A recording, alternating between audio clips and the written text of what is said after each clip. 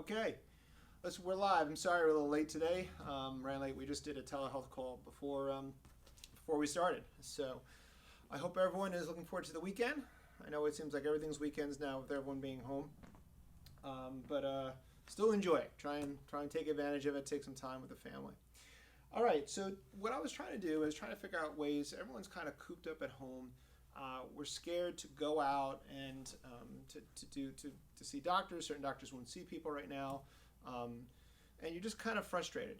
And the last thing we need right now is to have more pain or to be dealing with some problems, whether it be knee, hip, back, whatever, and not be able to solve that and add that to the stress of what's going on around the world. So I figured we're going to do a couple days a week of just picking a topic and kind of just, it's going to be very raw and just talk about ways we can kind of do some things, kind of do it yourself, treat your own back, treat your own hip. Obviously, this is not with a full evaluation, a history. All these things are very, very important. What we are going to try and give you is some common things that we see in the clinic, things that we've seen, wow, when we normally see this problem, this is one of the movements or exercises we typically give. Here, we treat a lot of people with spinal type problems. So it's one of the things you'll see us talk about a lot on our YouTube channel, Instagram. So that's one of the ones that we're going to kind of highlight today is kind of talking about back-related problems, lower back pain, sciatica, people that might have a history of like bulging disc, stenosis, different kind of pain radiating on the leg, numbness, tingling into the legs, hip, or lower back. So anyway, so that's going to be one of our highlights. So we're going to talk about that first. Let's first talk about, they call it the natural history of lower back pain. That just means like when someone has an episode of pain, what happens? Like, do they get over it without having treatment, or like what exactly occurs? And in some cases, the natural history, meaning what happens if you just sat in your corner of your house, is that after 2 or 3 months, you feel better. You naturally kind of start healing and the body recovers. There's a lot of people that fall into that category. The problem is that that's about 90% depending on who you read. The problem is, and this is not everyone, that 10% becomes a real problem. They start having to rely on pain meds a lot. They kind of go towards injections. They look for surgical consults. They look for more invasive or ways that are a lot more stressful, a lot more significant as far as treatment approaches. And they really suffer, unfortunately. And so I want you to give you some information of things you can do on your own, and hopefully you'll stay in that 90%. And just to educate, the more you know about the condition and things you can do, the better off. And that's been my mantra, is really educating, and giving you some information to work on, and some precautions. So natural history is 2 or 3 months. We want to avoid that 10%. And also, if you've had a problem before, lower back pain, what the research has shown, which is scary, is the next episode is typically a lot worse, and you're a lot more at risk for getting the same thing happen again. And it's very disabling. I had the first time, I'll tell you a quick story. I had my first episode 2 years ago. It was right around the cross season, and it really made me appreciate. I've been treating people with spinal problems for a while, but just feeling that, lack of mobility, concern about, we're not talking high-end things, like just putting your shoes on in the morning. That was tough. So I would hate to have you live with that longer than you have to. So, and I think now with us, probably, I'm doing it too, is binging Netflix and things like that. We're sitting a lot longer and things like that. And that's something that is typically not good for a lot of reasons. The sitting is new smoking, and it's not particularly good for most back problems. So anyway, that's what we're talking about. So if you were here, we would talk to you about a few things. And one of the big things is do no harm. We want to make sure you're safe first. So what we want to consider is that what are the red flags? And red flags, when we talk about it, are things that if you're experiencing it, you should, even in this day and age, and unfortunately, is you should contact your doctor, okay? If you are getting progressive weakness, that's just a fancy term, but you'll feel like your leg is just getting weaker and weaker, and you're feeling like it's getting weak fast. You're kind of losing your balance. It's not that you haven't been to the gym for a while. It's that you really feel like, the leg or both legs or one leg is getting weaker, and you're a little clumsier, and your walking isn't as good, and it's kind of happened pretty rapidly. You want to get in there and talk to a doctor, at least do a telehealth visit with the doctor and find out if there's something really major going on. Like it could be an infection, it can be a tumor, it could be something like that. They are rare, very rare, but they do occur, and you don't want to be the one that happens to be falling on. Another red flag is bowel and bladder changes. So what is a bowel and bladder change? It means that you have a difficulty all of a sudden expelling a bowel. You can't push, and those muscles that help push for a bowel movement are affected. Those nerves to those muscles are infected by a herniation or something injuring that nerve, kind of pressing that nerve. Or you can't hold back. You start urinating, like losing your ability to control your urination. That is one that you want to talk to someone right away. You don't want to talk to me, okay? You don't want to start doing active exercise. So bowel and bladder changes, significant fever, night pain. Like we're talking pain like horrific night pain. We're talking significant pain. That might be a sign of a very significant problem. Like I said, maybe an infection or a tumor or something of that nature. Another one is also sudden drops. You just kind of drop in response to the pain. Difficulty controlling your strength, just dropping down. Those are some of the big red flag points. So if you've cleared that out and you're really honest with yourself and you said that is not my situation, then we can kind of move to the next step. Another thing too, occasionally, is coughing with significant pain with coughing. Sometimes that happens in a very sensitive situation. You'll still feel better, but it's something we kind of watch for a little bit. So one of the things we want to do is we first want to kind of check, do like a self-check your range of motion, see how you're moving. We're trying to see if there's anything, any loss of motion where you can't move a certain way, and maybe improve that motion, okay? But first we have to say, okay, what are we feeling right now? So I'll talk to someone if you're here. I'll first go through a history, what things bother you, what are your triggers. Understanding what triggers someone's back pain or makes it worse is as important as what makes it better. If you keep on hitting your hand with a hammer on the finger, it won't matter how special our exercise is, it'll still become hurt. And the same thing occurs with the back. If you're doing something that repetitively, or just a one-off or repetitively causes some problems, and sometimes it's just as simple as reading or sitting continuously for 2 hours when you read a book or watch a movie. We're going to find out that trigger. Second part is we want to know how it acts. What makes your pain worse, better, and that's part of when we talk to you about when you're here. What makes it worse? What makes it feel better? Positions in bed. How do you sleep? What's your sleep position? And things like that. So we first kind of run through some of those things. So once we get all that information, then we sit down, we talk, and before we have you move, we'll say, right now you're sitting with me, how are you feeling? And you'll say, well, right now, let's give an example. I have right buttock pain and right thigh pain. Okay.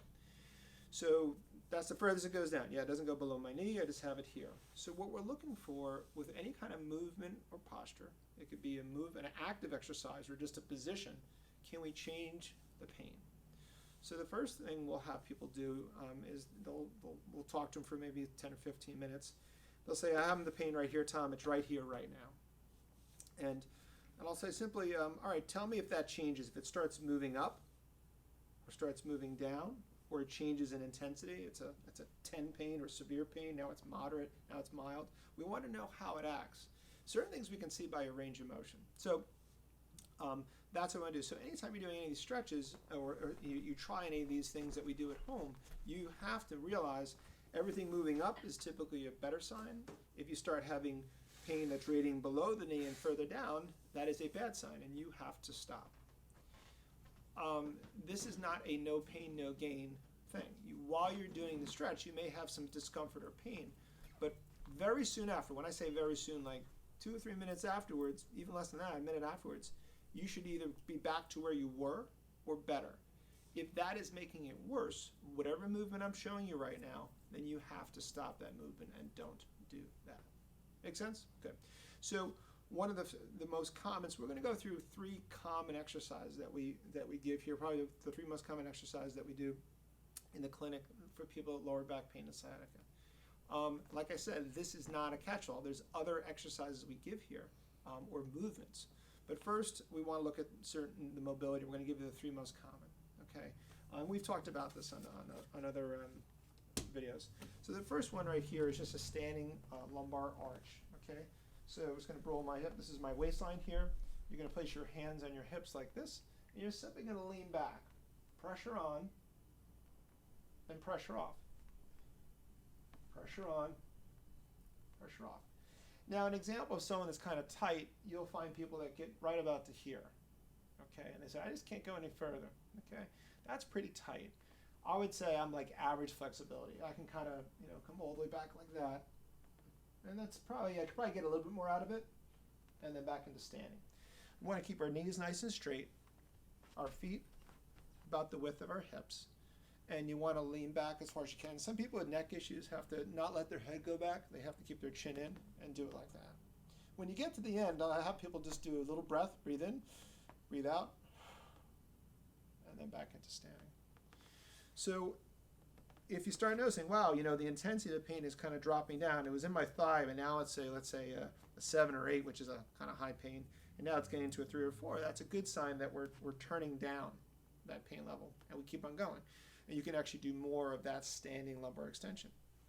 I would say, and now I'm in that group right now, the plus 50 group, as far as age, typically do better with that standing arch, if that's the right movement. And lumbar extension just means leaning back, the arch in the back. Okay, all right. And your hands kind of act like a fulcrum point here, kind of pushing forward like that, all the way back like that, and forward. Okay, so that's standing lumbar extension. Okay, we're just trying to, and most people, unfortunately, the way we live life, we sit a lot more. We tend to kind of like sit forward and we tend to see.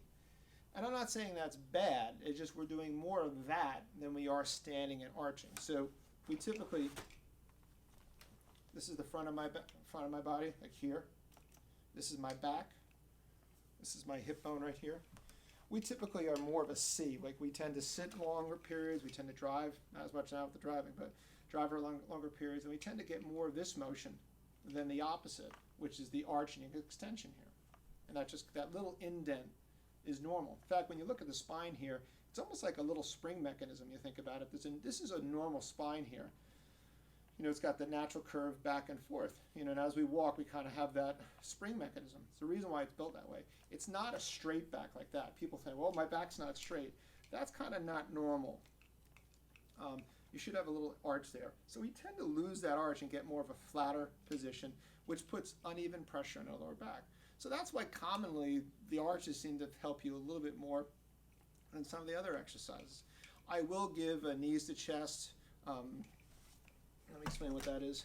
I will sometimes give someone an exercise that's like this, or a single one.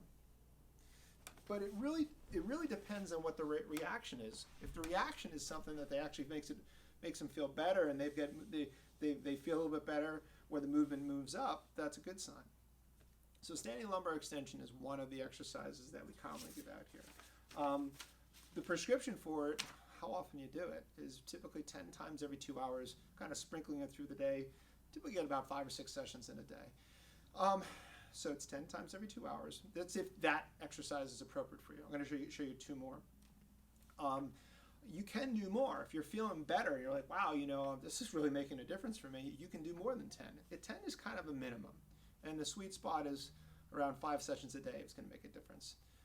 And hopefully you should feel better from it. The pain is moving, or an activity you can't do, like getting out of a chair, or we'll have people going up and down steps. When I do steps, my back or my leg kill. And we say, okay, do the stretch and then reassess how the steps are. Go back to the same thing, test, retest. It's like a little experiment, and see if that changes that movement. Sometimes it doesn't change in the first moment you do it. This isn't like a silver bullet, boom, you do it once, and then all of a sudden your back is... A lot of people have been working on these back issues for a long time. They just haven't had any pain to remind them that they're starting to develop a back problem, or some habits that are not great for the back. But anyway, it may take a little while. So that's kind of what I call a functional assessment. So you do a movement that normally causes problems for your back. You do this stretch, and now there's a change in that. There's also form issues, posture, how you position yourself, things like that that can make a difference on how you move and how your back feels. Okay. So the second one that we give out a lot here, and this is just the early stages. This is just kind of getting pain under control, and then there's other phases. But this is the first. Today we're just going to talk about more mobility and kind of pain control or corrective exercise. So the other one is just a prone press up. So you're going to line your stomach. Your hands are going to go underneath your shoulders in the front here. You're going to widen your legs a little bit, and you're going to push up as high as you can like that. And you want to really let your arms do the work and let your hips sink forward. As soon as you're there, and sometimes getting that little breath in, you're sure you're at the end of the motion. Some people that are really flexible, I put them up on a little wedge so they get a little bit more motion out of this stretch. You can see I'm getting a little higher. And it's definitely a little more stress from the back. Pressure on, pressure off. And you've got to get to the very end of the motion. So pressure on, pressure off. As you do that, kind of monitor what's going on in your leg, if it's the leg that's bothering your lower back. It's very often you'll find that you'll get, oh, that pain is, I can feel it at the very end, but then when you release it, it's back to where it was or better. So don't be discouraged if you feel pain at the very end increasing briefly, and then release it. Okay? So that's a prone press up. That's the number 2 one that I notice, the people benefit. And typically the under 50 typically do better with this one. Okay? It's the same amount. You want to do 10 times every 2 hours. Listen, everyone's a little different. Some people can't tolerate 5 sessions a day. They say by the 5th session, they're really having trouble. So, and these are people that will call extension responders, people that respond to extension or arching, getting a little bit more of this motion. And also, if you're on the right track, sometimes you even feel like, wow, my back motion this way is better. I'm actually able to go further as far as the forward position. So those are all good signs. So those are our top 2. The other one is, and I'm just going to explain a little bit about how it sounds typically. These are people that typically don't have pain radiating down both legs. They'll typically have more pain on one side. And sometimes they'll even appear a little crooked, like they'll be kind of shifted. Okay. Most times they're shifted away from the painful side. The painful side is here, and they're kind of shifted away. Sometimes they just have pain on one side. There's no difference side to side. Sometimes you'll notice it when you run your hands down the side. You'll go, wow, this side is really mobile. This side I can't quite get past maybe mid-thigh. There's a real difference in side-to-side motion. That's one way you can kind of assess it. Wow, I just feel like I'm blocked here, and the pain's on this side. So typically, the painful side, and we're going to change the camera in a second. I'll show you how we'll do this exercise. For argument's sake, we're going to switch the painful side to this side. So if you're doing this stretch, I'm going to pretend I'm on a wall here, and if this is the wall right here with my right hand, this one right here, you're going to take your hands on your hips and you're going to push it across like that. So this, if the pain is on this side, sometimes there's no difference in side-to-side motion. Sometimes there is. Sometimes you'll see people shift it over, painful side here, and there's the trunk looks like it's shifted a little bit over. You're simply going to step away from the wall a little bit, pressure on, pressure off. You can also just do this standing if you don't have a wall, like you're out, at a park or something, you don't have something close to you. You can simply push in, pressure on, pressure off. So typically you're taking your hand and applying pressure to the painful side. Now that doesn't occur all the time, that the painful side is the side that you're pushing on. But most times that's the progression. There are times that it reverses to the other side. And that'll correct this. So those are the 3 exercises that we commonly talk about here. We had talked about this a little bit. So what's the trigger? So when we first talked about the history or discussing things before we started the movements, we basically said, what are things that make it feel worse? Every time I deadlift, I get this pain. Maybe there's a form issue we have to look at there. Maybe we have to look at some movements. Maybe we'll have them video themselves, like how are they doing in a certain movement. Is it a particular chair that they always sit in? Is it their workstation setup? OSHA.gov has got, it's .gov.org, that's probably .gov, has a whole thing on workstation setup. If you Google, workstation setup, ergonomic OSHA, you'll probably come up with it. So that will tell you a little bit about position and posture, and that may help you out a little bit as far as getting a good setup and all that. But I do think posture influences things as far as pain. So, but I do think also there's been a whole thing about how posture is not connected to pain. I do think that there is a connection. I just think sometimes we can't always see that in research, and we can't link it. I do believe that the best posture is the next one you're going into, meaning we don't want to sit in one position too long. And like I said, just as much as I don't want to be excessively upright, I don't want to be excessively flexed like this. I want to be moving the whole time. So I do like just a lot of fidgeting and shifting around. That's why I think people that are driving their cars or sitting in their cars, it's so hard because they really can't move far because they're always kind of locked in a seat here. Granted, some bigger trucks you can move around more, but it's hard to fidget and change position. You're kind of locked in. So any position can be not great for you over time. Like even, everyone's, the rave is the standing desks, and I am a big advocate of standing desks, but I'm an advocate of standing desks and also sitting too. So standing all day is not particularly good either, and so you want to constantly change those positions. So the best posture is the next one you're gonna get into. So consider that when you're doing that. I'm going to show you a couple basic postural recommendations. It's going to move the chair over here. If you're getting anything out of this or you have any questions, you can always put that in there and just, I'll check it in there. I don't know if we see anything up there right now. But, okay, so this is a little lumbar roll here. We're basically trying to recreate or help support the normal curves of the lower back, kind of propping it in there, okay? This is our waistline. This is the front. This is the back. And this is where this roll is going to rest because we're just trying to help a little bit with that indent, just so everything is kind of balanced in the lower back, okay? Obviously, if you have a lot of tightness in here, sometimes these rolls will make it feel worse. It should feel good when you use this roll. It's not like an old shoe when I was younger that you had to, kind of work in that old leather shoe that you had to work in until it felt good. You should feel good when you have the right position as far as this roll. So we're going to come in here. I'm going to sit afterwards. So this is just our legs out. I'm going to sit down so you can see this too. And the roll should be kind of lined up right around waist level, like right around here and maybe a little bit higher up.